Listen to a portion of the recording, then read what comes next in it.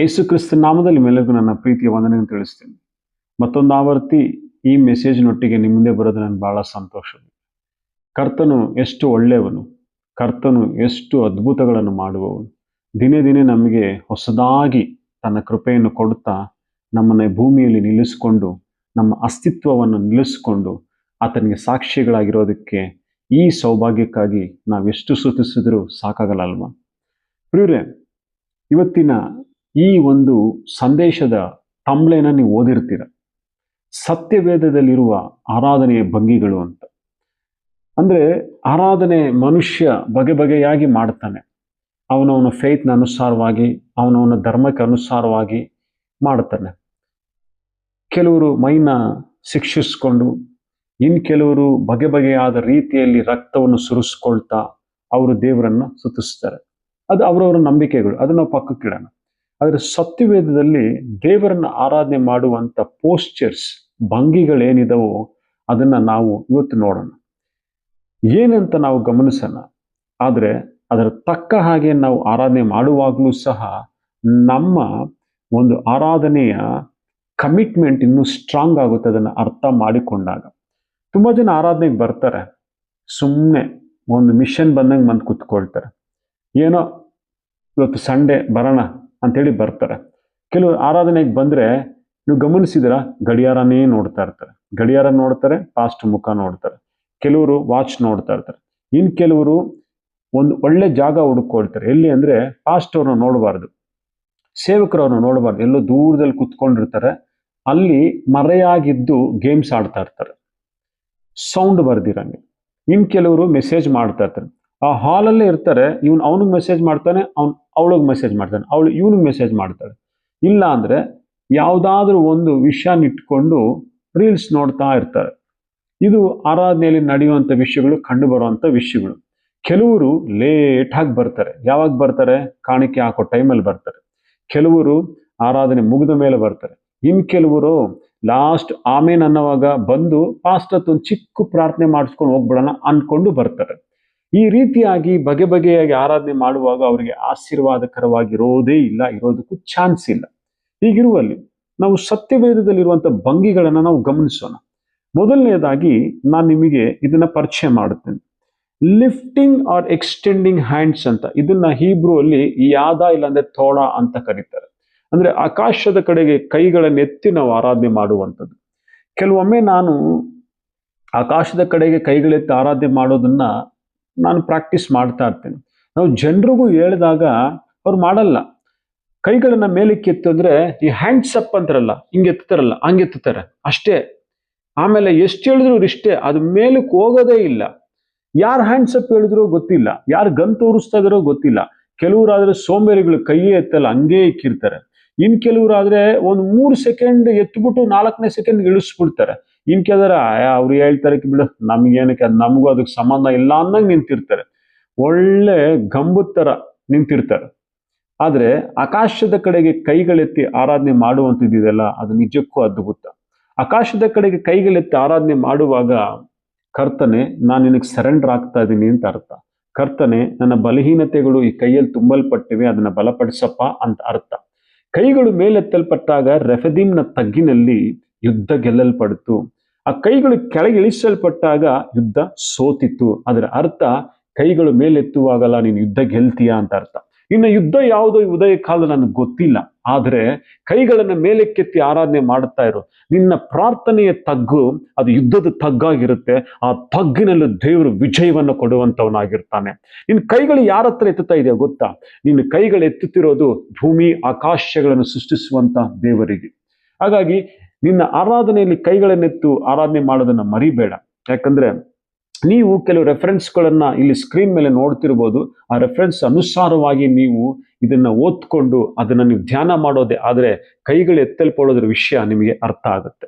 ಎರಡನೇ ನಾವು ಗಮನಿಸದೆ ಆದ್ರೆ ಮಂಡಿ ಊರಿ, ಮೊಣಕಾಲು ಊರಿ ಆರಾಧನೆ ಮಾಡುವಂಥದ್ದು. ಇದರಲ್ಲಿ ಬರಾಕ್ ಅಂತ ಹೀಬ್ರೂ ಅಲ್ಲಿ ಕರೆಯಲ್ಪಟ್ಟಿದೆ. ಈ ಮೊಣಕಾಲು ಊರಿ ನಾವು ಆರಾಧನೆ ಮಾಡುವಾಗ ಅದು ನಿಜವಾದಂತ ಶಕ್ತಿಯುತವಾದಂಥ ಆರಾಧನೆ. ಸುಮಾರು ಸಲ ನಾವೇನ್ ಮಾಡ್ತೀವಿ ಅಂದ್ರೆ ಮೊಣಕಾಲ್ ಮೇಲೆ ಕೂತು ನಾವು ಆರಾಧನೆ ಮಾಡೋದೇ ಇಲ್ಲ. ವಯಸ್ಸಾಗಿರೋನ್ನ ಬಿಟ್ಬಿಡಿ, ಯಾಕಂದ್ರೆ ಕೆಲವಿಗೆ ಆರ್ಥರೈಟಿಸ್ ಪ್ರಾಬ್ಲಮ್ ಇರುತ್ತೆ, ಮೊಣಕಾಲಿನ ಪ್ರಾಬ್ಲಮ್ ಇರುತ್ತೆ, ಅವ್ರಿಗೆ ಎದ್ದೇಳಕ್ಕಾಗಲ್ಲ, ಕುತ್ಕೊಳ್ಳೋಕ್ಕಾಗಲ್ಲ. ಈ ಇರುವಲ್ಲಿ ಅವ್ರು ತುಂಬಾ ಕಷ್ಟ ಪಡ್ತಿರ್ತಾರೆ. ಆದ್ರೆ ನಿನಗೆ ಎನರ್ಜಿ ಇದ್ದಾಗ ಮೊಣಕಾಲ್ ಹಾಕಿ ಆರಾಧನೆ ಮಾಡೋದನ್ನ ಪ್ರಾಕ್ಟೀಸ್ ಮಾಡಬೇಕು. ಅದನ್ನ ಮಕ್ಕಳಿಗೂ ಪ್ರಾಕ್ಟೀಸ್ ಮಾಡಿಸ್ಬೇಕು. ನಾವು ಮಾಡೋದೇ ಇಲ್ಲ. ಊಟಕ್ಕೆ ಕೂತಂಗೆ ಆರಾಮಾಗಿ ಕುತ್ಕೊಂಡಿರ್ತೀವಿ ನಾವು. ಹಂಗೆ ಮಾಡಬಾರ್ದು. ಮಾಡಬೇಕು, ಇಲ್ಲ ಅಂತ ಇಲ್ಲ. ಆದರೆ ಮೊಣಕಾಲ್ ಮೇಲೆ ಕೂತು ಆರಾಧನೆ ಮಾಡುವಂತ ಆರಾಧನೆ ಇದೆಯಲ್ಲ, ಅದು ನಿಜಕ್ಕೂ ಅದ್ಭುತವಾದದ್ದು. ಇದಕ್ಕೂ ಸಂಬಂಧಪಟ್ಟಂತ ರೆಫರೆನ್ಸ್ಗಳನ್ನ ನೀವು ಇಲ್ಲಿ ಗಮನಿಸಬಹುದು. ಮೂರನೇದು, ಸಾಷ್ಟಾಂಗ ಬಿದ್ದು ನಮಸ್ಕಾರ ಮಾಡೋದು. ಅದನ್ನ ಇಂಗ್ಲಿಷ್ ಅಲ್ಲಿ ಪ್ರೋಸ್ಟ್ರೇಟಿಂಗ್ ಅಂತ ಹೇಳ್ತಾರೆ. ಹೀಬ್ರು ಅಲ್ಲಿ ಶಖ ಅಂತಾರೆ, ಇಲ್ಲಂದ್ರೆ ನೆಫೆಲ್ ಅಂತ ಕರೀತಾರೆ. ಅಬ್ರಹಾಮನು 17ನೇ ಅಧ್ಯಾಯದ 3ನೇ ವಚನದಲ್ಲಿ ಆತನು ದೇವರ ಮುಂದೆ ಸಾಷ್ಟಾಂಗ ಬಿದ್ದು ಆರಾಧನೆ ಮಾಡ್ತಾನೆ. ನಂತರ ಎಕ್ಸೋಡಸ್ 34:8 ಸಹ ಮೋಸಸ್ ಏನ್ ಮಾಡ್ತಾನೆ, ಸಾಷ್ಟಾಂಗ ಬಿದ್ದು ಆರಾಧನೆ ಮಾಡ್ತಾನೆ. ಸಾಷ್ಟಾಂಗ ಬಿದ್ದು ಆರಾಧನೆ ಮಾಡ್ತಾರಲ್ಲ, ಅದು ನಿಜಕ್ಕೂ ಅದ್ಭುತವಾದದ್ದು. ಯಾಕೆ ಅಂದ್ರೆ ನಾವು ಗಮನಿಸಬೇಕಾದಂತ ಒಂದು ವಿಷಯ ಇದೆ. ಸಾಷ್ಟಾಂಗ ಅಂದ್ರೆ ಏನರ್ಥ? ಸಾ ಪ್ಲಸ್ ಅಷ್ಟ ಪ್ಲಸ್ ಅಂಗ.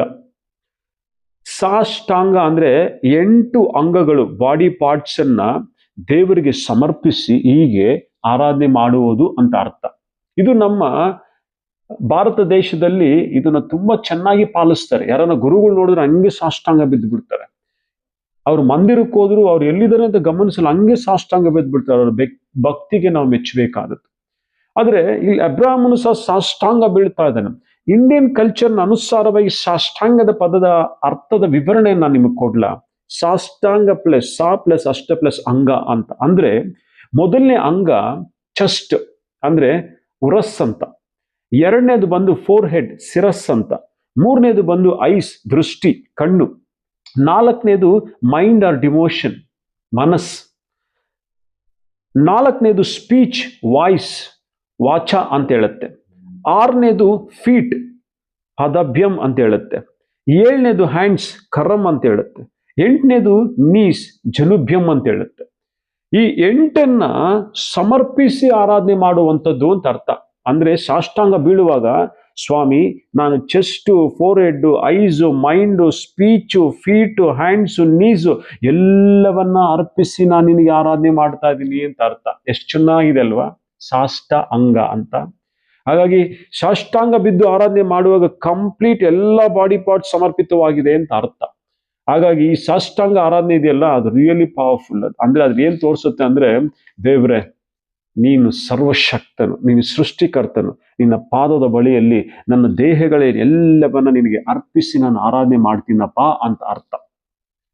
ಸಾಷ್ಟಾಂಗ ಆರಾಧನೆ ತುಂಬಾ ಅದ್ಭುತ. ಅದನ್ನ ನಾವು ಪ್ರಾಕ್ಟೀಸ್ ಮಾಡಬೇಕು. ನಂತರ ನಾವು ಗಮನಿಸೋದಾದ್ರೆ ಸ್ಟ್ಯಾಂಡಿಂಗ್, ಅದರಲ್ಲಿ ಹೀಬ್ರು ಅಲ್ಲಿ ಅಮಾದ್ ಅಂತ ಕರೀತಾರೆ. ಇಲ್ಲಿ Psalms 135:2 ಅಲ್ಲಿ ನೀವು ನೋಡ್ಬೋದು, you who stand in the house of the Lord in the courts of the house of the God ಅಂತ ಕರೀತಾರೆ. ನಿಂತ್ಕೊಂಡು ಆರಾಧನೆ ಮಾಡುವಂಥದ್ದು. ಕೆಲವೊಮ್ಮೆ ಆರಾಧನೆಗೆ ನಿಂತ್ಕೊಂಡು ಆರಾಧನೆ ಮಾಡ್ತೀವಿ ನಾವು. ಎಸ್, ನಿಂತ್ಕೊಂಡು ಆರಾಧನೆ ಮಾಡಬೇಕು. ಎಲ್ಲರೂ ಆರಾಧನೆ ಮಾಡ್ತಾ ಇರ್ತಾರೆ, ನಿಂತ್ಕೊಂಡು ನಾವು ಮಾತ್ರ ಕುಂತ್ಕೊಂಡಿರ್ತೀವಿ. ನಮಗೆ ಬಲ ಇರಲ್ಲ. ಯಾಕೆ? ಶಕ್ತಿ ಇರಲ್ಲ. ಅದು ಅವ್ರವ್ರಿಗೆ ಗೊತ್ತಿರುತ್ತೆ, ಅವ್ರವ್ರ ದೇಹದ ಪರಿಸ್ಥಿತಿಗಳು ಇರಲಿ.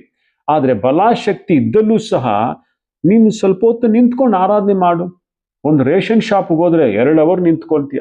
ಒಂದು ಶಾಪಿಂಗ್ ಮಾಲ್ಗೆ ಹೋದ್ರೆ ಅಲ್ಲಿ 2 ಅವರ್ ನಿಂತ್ಕೊಳ್ತೀಯ. ಅಲ್ಲಿ ಏನಾದ್ರೂ ಒಂದು ಕಡೆ ವೇಟಿಂಗ್ ಇದ್ದಾಗ ಅಲ್ಲಿ 2 ಅವರ್ ಅಲ್ಲ 3 ಅವರ್ ನಿಂತ್ಕೊಂಡ್ರು ಮಾಡ್ಕೊಳ್ತೀಯ. ಯಾಕಂದ್ರೆ ನಿನ್ಗೆ ಬೇಕಾದದ್ದು, ನಿನ್ಗೆ ಲಾಭ ಇರುವಂಥದ್ದು, ನಿನ್ನ ಸಂಸಾರಕ್ಕೆ ಅವಶ್ಯಕತೆ ಇದ್ದಿದ್ದು. ಅದಕ್ಕಿಂತ ಮೇಲಾದದ್ದು ದೇವರ ಸಾನ್ನಿಧ್ಯದಲ್ಲಿ ನಿಂತು ನೀನು ಆರಾಧನೆ ಮಾಡ್ತಿರ್ಬೇಕಾದಾಗ ನಿಶ್ಚಯವಾಗಿ ನಿನಗೆ ಬೆನಿಫಿಟ್ ಬರುತ್ತೆ. ಬೇರೆಯವರ ಗೋಸ್ಕರ ನೀನು ಎಷ್ಟೊತ್ತು ಕಾಯ್ತೀಯೋ ಅದ್ರ ಎಷ್ಟು ಬೆನಿಫಿಟ್ಸ್ ಬರುತ್ತೆ ನನಗೆ ಗೊತ್ತಿಲ್ಲ. ಆದ್ರೆ ನಾನು ಮಾತ್ರ ಈ ವಾಕ್ಯದ ಬೆಳಕಿನಲ್ಲಿ ಪ್ರಾಮಿಸ್ ಮಾಡಲ್ಲ, ಗ್ಯಾರಂಟಿ ಮಾಡಲ್ಲ. ಕರ್ತನ ಸಾನ್ನಿಧ್ಯದಲ್ಲಿ ನಿಂತು ನೀನು ಆರಾಧನೆ ಮಾಡುವಾಗ ನಿಶ್ಚಯವಾಗಿ ಆತ ನಿನಗೆ ಬೆನಿಫಿಟ್ಸ್ ಒಟ್ಟಿಗೆ ತುಂಬಿಸ್ತಾನೆ ಅಲ್ವಾ? ನಿಂತು ಆರಾಧನೆ ಮಾಡೋದನ್ನು ನಾವು ಕಲಿಬೇಕು. ನೆಕ್ಸ್ಟ್ ಬೈಬಲ್ ಹೇಳುತ್ತೆ ಡ್ಯಾನ್ಸಿಂಗ್ ಆರ್ ಲೀಪಿಂಗ್ ಅಂತ. ಇದನ್ನ ಖರರ್ ಅಂತಾನೂ ಕರೆಯುತ್ತೆ, ರಖದ್ ಅಂತಾನೂ ಕರೆಯುತ್ತೆ. 2 Samuel 6:14 ಅಲ್ಲಿ ನಾವು ನೋಡಿದ್ದೆ. ಆದ್ರೆ wearing a linen ephod, David was dancing before the lord ಅಂತ ಹೇಳ್ತಾನೆ. ವಿತ್ ಆಲ್ ಇಸ್ ಮೈಟಿ, ಕುಣಿತಾನೆ ಅಂದ್ರೆ ಮೈ ಮರೆತು ಕುಣಿತಾ ಇರ್ತಾನೆ. ಅಷ್ಟು ಆನಂದದಲ್ಲಿ ದೇವರನ್ನ ಕುಣಿತಾನೆ. ಈಗ ಕುಣಿಯೋದೆಲ್ಲ ಬಂದ್ಬಿಟ್ಟು ಹೇಗಿರುತ್ತೆ ಗೊತ್ತಾ? ಎರೋಟಿಕ್ ಡ್ಯಾನ್ಸ್ಗಳು. ಅಂದ್ರೆ ಮನುಷ್ಯನ ಒಂದ್ ರೀತಿಯಾಗಿ ಕೆಣಕೋ ರೀತಿಯಾದಂಥ ಸ್ಟೆಪ್ಸ್ಗಳು, ಅದೆಲ್ಲವೂ ಇರ್ತವೆ. ಆ ರೀತಿಯಾದಂಥ ಸ್ಟೆಪ್ಸ್ಗಳೆಲ್ಲ ಸಭೆಯಲ್ಲಿ ಹಾಕಬಾರ್ದು, ಅಸಭ್ಯಕರವಾದದ್ದು, ಅಶುದ್ಧವಾದದ್ದು. ಡ್ಯಾನ್ಸ್ ಅನ್ನೋದು ನೀಟಾಗಿರ್ಬೇಕು, ಪಾವಿತ್ರ್ಯತೆಯನ್ನು ಎಕ್ಸ್ಪ್ರೆಸ್ ಮಾಡುವಂಥದ್ದಾಗಿರ್ಬೇಕು.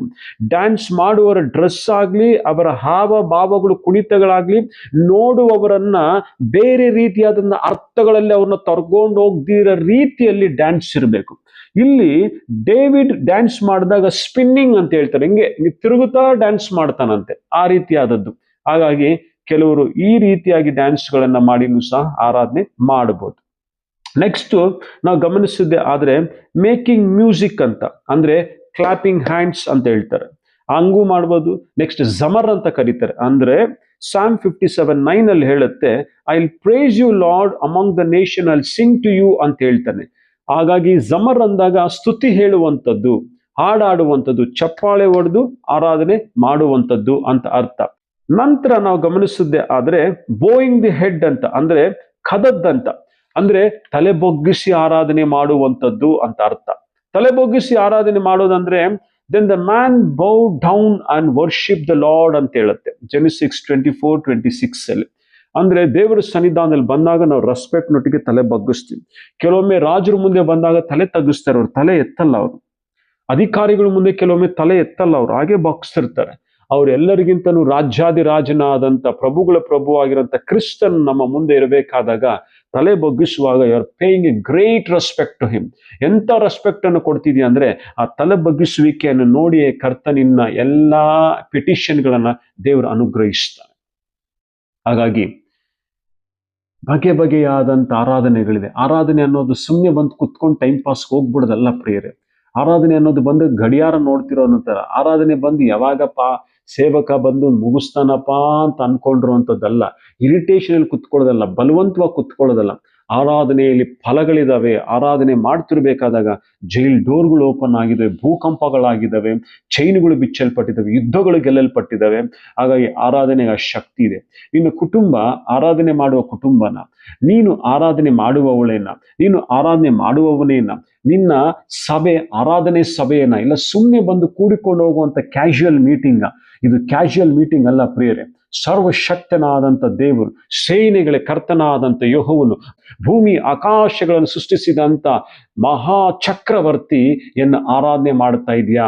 ಆತನ ಮುಂದೆ ಬರುವಾಗ ನಿನಗೆ ಈ ಹೇಳಲ್ಪಟ್ಟ ಭಂಗಿಗಳಲ್ಲಿ ನೀನು ಹೆಂಗನ ಆರಾಧನೆ ಮಾಡು, ಕರ್ತ ನಿನ್ನ ನೋಡ್ತಾನೆ, ನಿನ್ನ ಮನಸ್ಸನ್ನು ನೋಡ್ತಾನೆ, ನಿನ್ನ ಹೃದಯವನ್ನು ನೋಡ್ತಾನೆ. ಹಾಗಾಗಿ ಆರಾಧನೆಯನ್ನ ರೋಬೋ ತರ ಯಾಂತ್ರಿಕವಾಗಿ ಮಾಡಬೇಡ. ಹೃದಯವನ್ನು ಸಮರ್ಪಿಸಿ ಆತ್ಮವನ್ನು ನೀರಿನಂತೆ ಚೆಲ್ಲಿ ಆರಾಧನೆ ಮಾಡುವಾಗ ಕಾಲಗಳು ಹೋಗುತ್ತಿರಲಿ, ನಿನ್ನ ಆರಾಧನೆ ಫಲಗಳನ್ನ ನಿನ್ನ ಮನೆಯಲ್ಲಿ ನೋಡುತ್ತೀಯ. ಕಾಲಗಳು ಮೂವ್ ಆಗ್ತಿರ್ಬೇಕಾದಾಗ ನಿನ್ನ ಆತ್ಮದಲ್ಲಿ ಆರಾಧನೆ ಫಲಗಳನ್ನು ನೋಡ್ತೀಯ.